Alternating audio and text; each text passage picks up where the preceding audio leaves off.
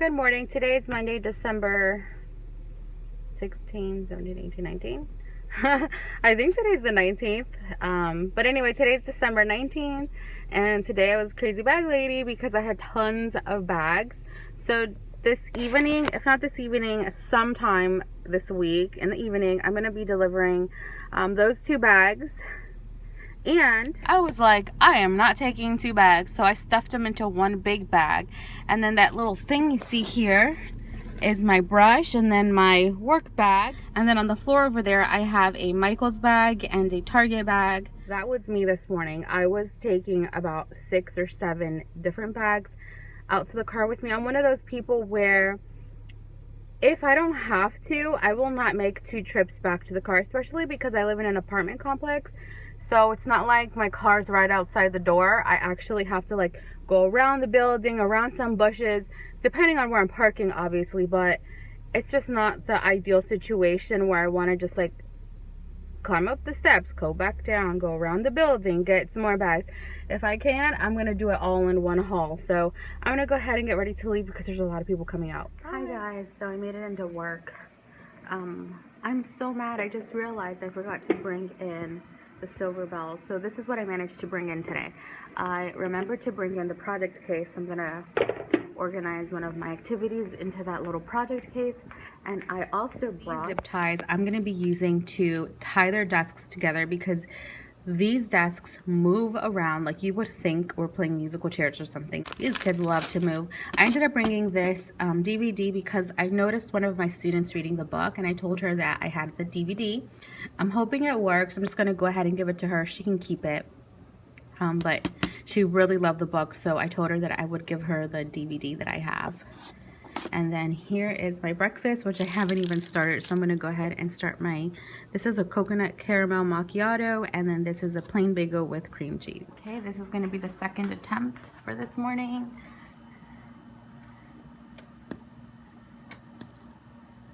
God. Guess what I found at home? A big stack of graded paper. I left these in my office space. It's a tiny little office space that I have, and I took them home to put the grades in, so they were already graded, and I put the grades into the computer system, and I just left them there, and I found them this weekend, and I was like, holy moly, those had to have gone home like 2 weeks ago, and I completely forgot about them. How do you guys grade papers? Because I know I used to have this system where, oh my god, it doesn't even fit. Look at this. Like, these are all papers I have to pass out this week. Gosh, I can hear them already. It's 9 o'clock. Actually, it's 9:05, so they have about 10 minutes before they can come into the classroom. But yeah, I was gonna ask, so how do you guys grade? I know that I've gone through a variety of processes. The most recent one is where I grade my papers and then I collect the scores on a roster and then I put them into the system. But last year what happened was I ended up losing the roster with some grades on it, and I got so upset, and I ended up like nixing the system. So now I'll grade and then I'll put it immediately into the system. That way it's there forever and I don't have to worry about, you know, carrying the roster around and where it is. What the heck? Oh yeah, that's the timer. So yeah, so how do you guys grade? Okay, progress reports are due on Wednesday, so I'm glad that I have tons of grades in there already. I don't have to worry about it. The kids are out to recess now, and I just came in from talking with my team about a project that we have to start once we come back from winter break. This morning we did something new. We call it the QFT question formulation technique, and this is a strategy that we learned about in our professional learning meeting a couple of weeks back. So it encourages critical thinking skills.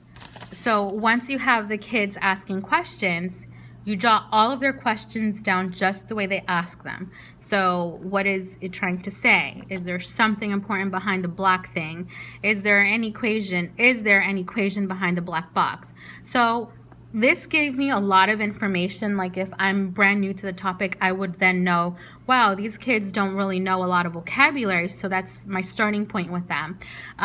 So anyway, I wrote down all the questions. I wrote their initials to keep track of who was asking questions. All of them were engaged, and they asked more than one question. The next step in the process was to then ask them if this was open-ended, if it was an open-ended question or a closed question, and then that gave room to more discussion. Like one of the little boys was adamant that this was not a closed question, and he gave a good rationale for that. And then I said, we'll get back to that. And, I told him that we were going to do something with the closed question. And then he went ahead and turned it into an open-ended question after understanding the difference between an open-ended and a closed question. So yeah, I was really impressed with the activity. So we haven't really learned about the topic per se, meaning I really did minimal talking. It was really interesting because I noticed that, not like I wasn't asking the question and expecting my students to give me an answer. Rather, I had all the students speaking and asking questions, and everyone was participating. I felt like it was very collaborative. We did go over some rules like, don't pass any judgment on a question if it sounds silly or if it's confusing to you. I made it so that everyone felt comfortable asking their question.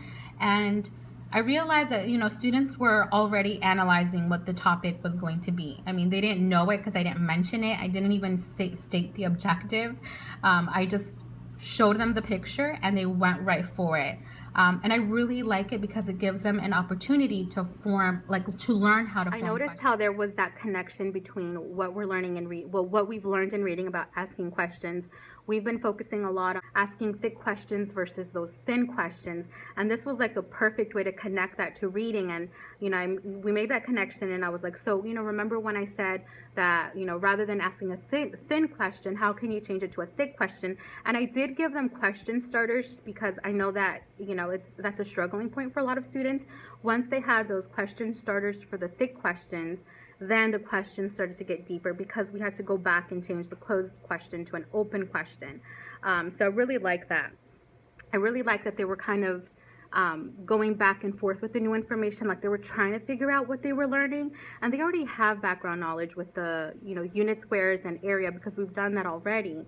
But it was just really interesting to see their reaction to this strategy. So tomorrow during our professional learning meeting in the morning, I have to come with this information and ready to talk about it with my group. So thankfully I'll have some information to share with them. I feel like I've been doing a lot of rambling the past few days with my vlogs, which is why they're probably coming to an end because I'm not really finding too much to talk about. I hope that what I'm saying is helpful or prompts you to think about things, or if you have any questions, definitely leave them down below. The Christmas movie quote of the day is going to be Rudolph the Red-Nosed Reindeer, because I showed you guys the reindeer yesterday, the reindeer that my mother put outside of her house. That was a reindeer that I mentioned that was my dad's special little thing to put outside in front of the house. So Rudolph the Red-Nosed Reindeer is today's movie quote of the day. If you don't have any idea why I'm mentioning the Christmas movie quote of the day, there is a contest that I have on my channel. If you look up my videos on my channel, it should be under Winter Contest. The Winter Contest involves you watching my Vlogmas videos. In each Vlogmas video, I have been mentioning a Christmas movie quote of the day somewhere within the video.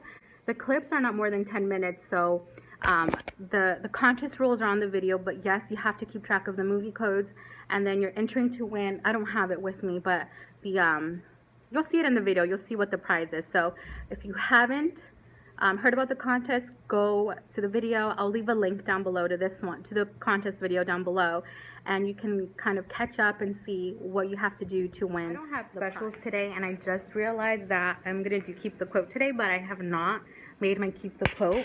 So this isn't my best in terms of handwriting, but the keep the quote that I chose for this week is the starting point of all achievement is desire. And I think that that is perfect. End of the day, and I am ready to leave. It's 4:15 on the dot. The last kid has just left, so I'm ready to go. I already changed the date. I changed my objectives. I try to have all that done Monday before I leave, because on Tuesdays we have Tuesday mornings we have staff meetings. I ended up pausing whatever I had planned on doing because I realized I had to make the bell bracelets for Friday, and I have to give the rest of the materials over to my coworker who's going to make these as well. So I have to do it tonight. So I'm doing this and watching This Is Us. That's just a commercial. But